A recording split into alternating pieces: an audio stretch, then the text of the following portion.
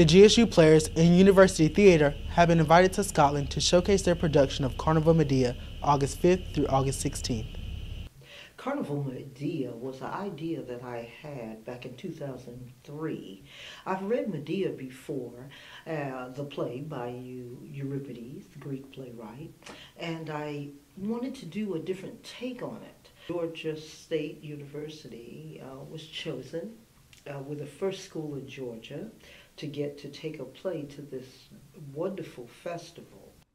The organization holds several meetings throughout the months to plan strategies for their expenses to attend the festival in Scotland this summer. Each student who performs or works on the production is required to raise up to $5,800 to attend the festival.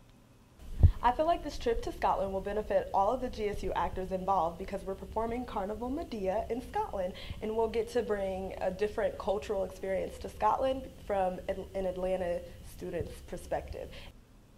The members of the organization are working diligently and promptly when rehearsing for their upcoming trip. Even dance classes are given to make sure the cultural background and dance movements of Trinidad are in sync. Carnival Medea is set to showcase at Darbrick Hall Theatre in July.